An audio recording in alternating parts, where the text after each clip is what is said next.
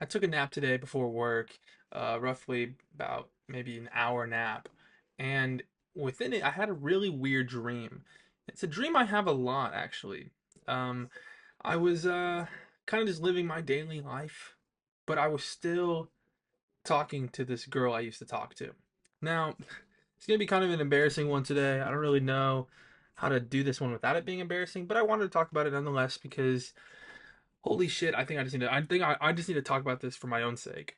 Um, there was this girl I used to talk to in high school.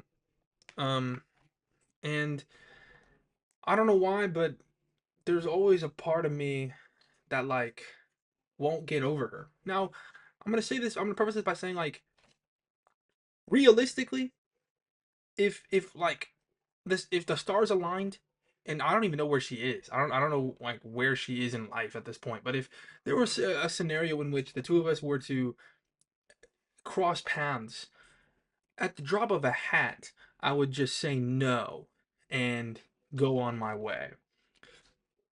Cuz I've learned from the situation, right? I've completely moved on in the physical sense. She's a bad person. I was a bad person. She is a bad person to my knowledge. I don't know if that's true right now, but that's what I'm going to go with. But there's always like a part of me.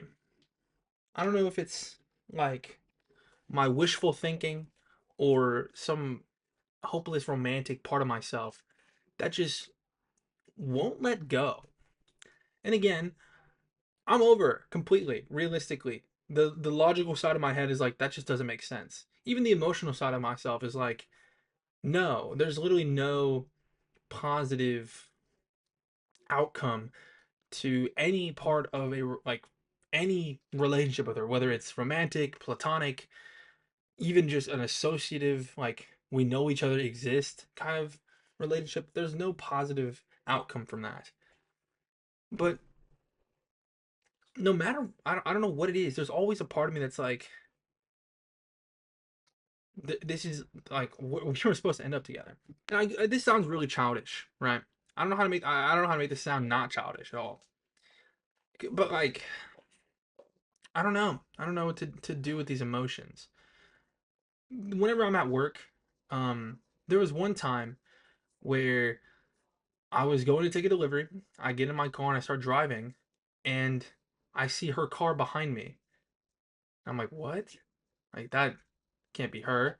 I slow down a little bit, look at my review, and it's her and her friend. And I just start going on my path, and then I had a fucking panic attack, and I fucking pulled over, and then they went off, right? And a part of me, almost every shift, when I go to get to my car, I'll turn around and I'll see if I can see her car. You know what I mean? I don't know what that means because again, I don't feel anything towards her. You know, there's no part of me that's like, man, I should reach out to her. I should check up on her. I don't want to do that. I don't want that. I don't imagine she wants that. There's there's no part of me that's like this is something I want, something I need. It just the thoughts just keep coming back. It really happens in my dreams, which I don't know what to do about. I don't know how to make my dreams stop including her, especially because when she is included, it's always in a way that like kind of picks up where we left off. I really wanted to talk today really about how I guess how the human mind works, because there's there's no like I don't know how to make these stop. And I don't know how to like address them in a way that's like productive. Whenever we broke up, we stopped talking to each other. It wasn't like something big, I guess. It was just it kind of just slowly graded away. We had the big moment of the breakup, right? But then we still kept in touch, and over time our conversations began to run dry and they just slowed down and they were less frequent until one day I just didn't have a need to text her and she didn't have a need to text me and then that was it. So I don't know if it's like a part of me, like a part of my subconscious, like wants that to pick back up. But I assume I'm gonna go on a whim here. I kind of use the analogy of there's two like versions of myself, kind of pre and post. Um, I'll use 18th birthday. Go check my 18th birthday video. If you want context, I don't feel like explaining suicide right now. But I mean, there it is. That's kind of the context there. Um, I kind of use the pre that and then post that as two different versions of myself because that's how I kind of feel it. Um, and I assume that like part of my brain is still pre that event, and that guy was so obsessed with her. I assume he just takes over for my dreams. I don't know how to explain this without sounding crazy as well. I don't know how to explain this. I'm doing the best I can here, I guess. But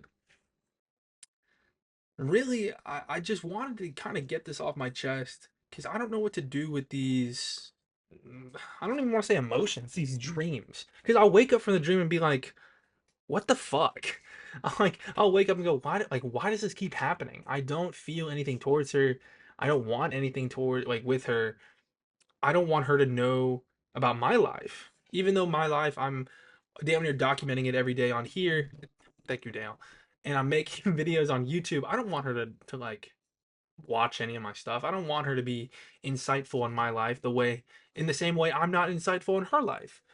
I just imagine that our lives crossed and then now they diverge again and there's no chance of them reconvening, you know? I don't really have a moral for this one, honestly. Other than even though I do constantly have these dreams or these thoughts, I never act on them. I understand that that's all they are. They're dreams. They're the wishes of a guy that isn't me anymore, you know? Yeah, I'm gonna go with that honestly, because that makes the most sense right now. It's like the EJ that that like is gone, the not me, and those are just his thoughts and what he wants, and that's frankly not who I am anymore. That's the moral of this one. Giving into your your emotional like impulses like that, and they're never good. And keeping a logistical barrier in front of all your emotional impulses, that is what keeps you sane, I suppose. I could be a helpless romantic and hit her up again, but that's not a win for any of us. It's gonna make her feel uncomfortable. It's gonna make me look stupid. It's gonna be weird. So the best course of action is just, I suppose, ignore them. Hopefully they go away at some point. I don't know, but just never really act on them because it's fucking so cringe. Thank you.